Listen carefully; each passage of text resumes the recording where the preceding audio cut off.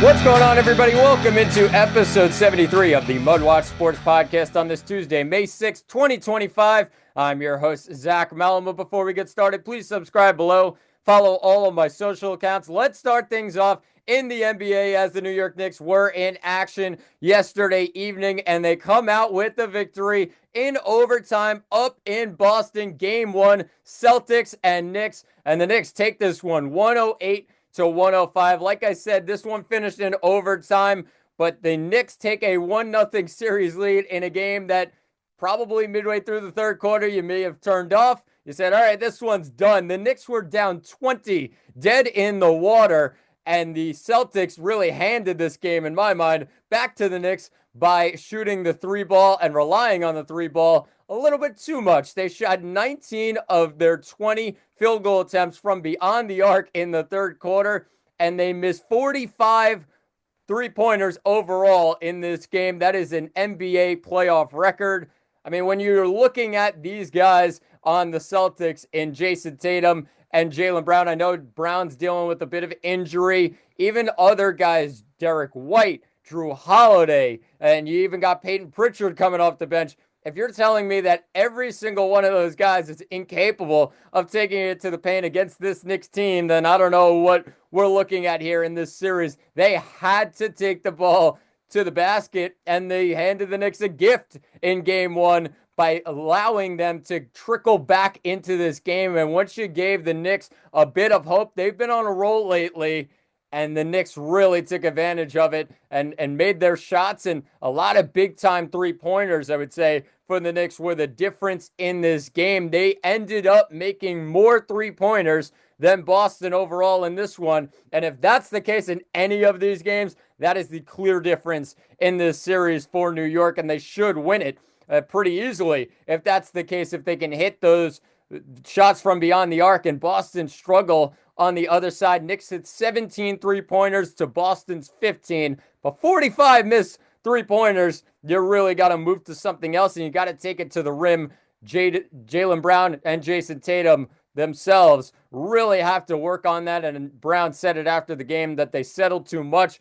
Settled too much would probably be like 20, 25 missed three-pointers. They missed 45 three-pointers, and they handed the Knicks a win in the end, in my mind. When you look at the Knicks side of things, though, you got to give credit where credit is due, and one guy that deserves all the praise after game 1 is Mikal Bridges, a guy who was not shooting well in this one, was 2 of 12 heading into overtime, and then he hits a monster three-pointer to give the Knicks some cushion, a 6-point lead in the overtime frame. Then you look at the 6 rebounds and the 7 assists that he had as well, plus the 3 steals and 2 blocks that Bridges had in this game. The 2 biggest plays of the game, in my mind, when you look at Bridges' 3 to give the Knicks that 6-point lead, like I said, in overtime, and then he seals the game with a great defensive play against Jaylen Brown, who was looking for the three-pointer to tie this one up and send it to a second overtime. Mikal Bridges says, "Not today, sir." Grabs the ball away. What a play it was by Bridges, and seals a game 1 victory and a stunner for the New York Knicks up in Boston. So now, when you look at the narrative of this series overall, and the Celtics, who went 4-0 against the Knicks during the regular season, not really any game that was close. Yes, the final one at MSG got a little bit closer towards the end, but of course the Celtics were able to close things out.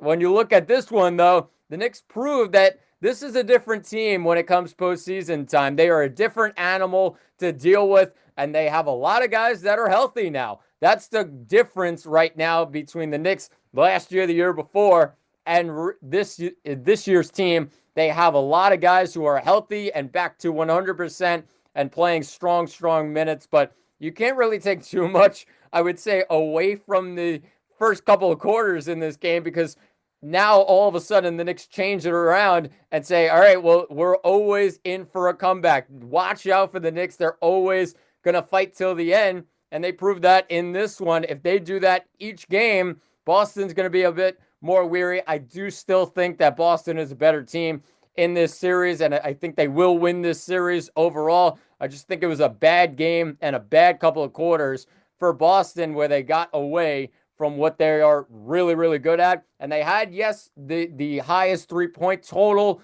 in the NBA this season, or one of the highest. But, I mean, you have to take it to the paint, and I feel like injuries definitely paused that, especially with their big man Kristaps Porzingis heading out of the game. It felt like the Celtics really didn't want to go inside anymore, as they didn't have too many bigs down low. So obviously this is a huge, huge win for the New York Knicks, and they take a 1-0 series lead. You're just hoping, all right, everybody stay healthy. Celtics probably win game 2, and we'll look at that in just a second. But then after that, you head to the Garden. Take advantage of it. You got a game up in Boston. Fight hard and get maybe a game or 2 games at MSG. And if that's the case, then you're really, really putting Boston backs against the wall. And this should be a very interesting series if that's the case. But make sure you tune into game 2. That one takes place tomorrow night, 7 o'clock start. And it's going to be the Celtics who come in as 10.5-point favorites, total sitting at 211.5. Like I said, you're expecting Boston to really mount a monster day here from beyond the arc, and I think the three-pointers will be falling this time. Boston's just a much better overall three-point shooting team than the Knicks, and game 1 in the end finished a little bit different than expected, a lot different than expected, but Boston should be coming back with their second game at home in game 2 and looking for a victory, an easy one in the end they would hope for. So we'll see what happens, but the Knicks win game 1, and we're on to game 2 tomorrow night, 7 o'clock up in Boston. Let's shift things to baseball, as both New York teams were in action over this weekend. And let's even talk about the last week or so, as we missed the previous series. And when you look at the Mets, they have lost a couple of straight series against the Diamondbacks and the Cardinals. The first series against the Diamondbacks, they lose it 2 games out of 3. They win the first one 8-3, a victory on Tuesday last week. And then you look at the couple of losses, 4-3 and then 4-2 at home. Stanek gets the loss in one game. Senga gets his second loss of the season in the other. And then you look at the bounce back that they had against St. Louis. They win the first game 9-3. Clay Holmes was really strong in that one. And then you look at the couple of games after that. You had a doubleheader on Sunday after Saturday's game 2 was postponed. And the doubleheader, the Mets end up getting swept by the Cardinals 6-5. They lose the first game, and then they lose the second game 5-4. They did bounce back yesterday with a nice win, a 5-4 victory over Arizona, as they're on the road down at Chase Field as we speak. And then you look at the game overall, Pete Alonso is the difference here. Francisco Lindor, I know he had a 3-run homer, but Pete Alonso has been so red hot so far this season, and he's batting .349 now. He went 2 for 4 in this game with that 2-run homer in the 4th inning to give the Mets a 2-1 lead. And then Lindor gave the Mets some insurance, 5-1. This one finished 5-4 with a nice rally from the Diamondbacks in the bottom of the 8th. But the Mets close it out with Edwin Diaz, and now they head into tonight's game and tomorrow's game as well with the Arizona Diamondbacks. Game 2 tonight, a 9:40 start. It's going to be David Peterson on the mound taking on Zach Gallen, who's been struggling so far this season, 2-4 with a 4.93 ERA, a 1.30 whip. Peterson on the other side, 2-1 with a 3.06 ERA.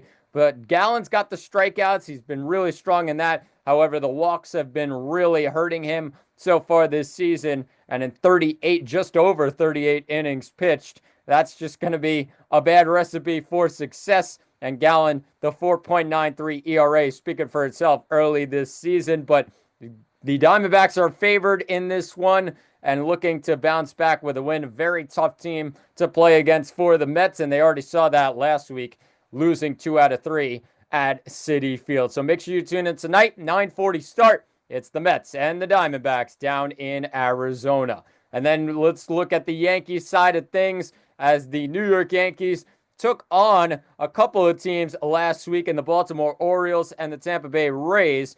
And the the same recipe for the Mets on one side with the couple of losses, series losses. The Yankees do the same thing. They lose to Baltimore, a 4-3 loss in Game 1, 15-3 win in Game 2, finished off by the rubber match and a Carlos Carrasco bad day at the office. 5-4, Baltimore wins this one. Then you look at the Rays series, in a series that you're looking at saying, yeah, the Yankees should probably win this one. They win Max Fried's outing, and they win that one comfortably, 3-0 on Friday. Then they lose the next two, 3-2 on Saturday. Leiter Jr. charged with the loss, and then Will Warren charged with the loss on Sunday in the rubber match, as they lost that one 7-5. Then you head into yesterday's game. Yankees looking to bounce back after a couple of losses and trying to not make it 3 in a row. And they had a great chance to do so after they were up 3-0 midway through this one. Anthony Volpe had hit a sac fly after Trent Grisham hit a home run into the second deck to give the Yankees a 2-0 lead. Volpe's sac fly makes it 3-0. And then Devin Williams just struggling once again this season. 2 1/3 innings pitched, 1 hit allowed, 3 earned runs, 2 walks, and 2 strikeouts. Luke Weaver tried to control the damage here, but couldn't do so. And he allows a couple of hits with an earned run and a walk. Not his best outing either. And the Yankees lose this one 4-3, and a bad loss for New York. And they're looking to bounce back from that one. It's just a tough Padres team that is red hot so far this season. 23-11 they are to start the year, and the Yankees have now lost 5 of their last 7. They have to find a way to bounce back, and they have to find a way to get Devin Williams comfortable once again. Maybe they can do that tonight. Probably not going to be Williams back in there after yesterday's antics. And when you look at tonight's matchup, it's an old friend. Michael King comes back to the Bronx. He's 4-1 this season with an electric 2.09 ERA. He gets the ball for the Padres against Clark Schmidt, who missed his last start due to left flank soreness, but he's back and ready to go.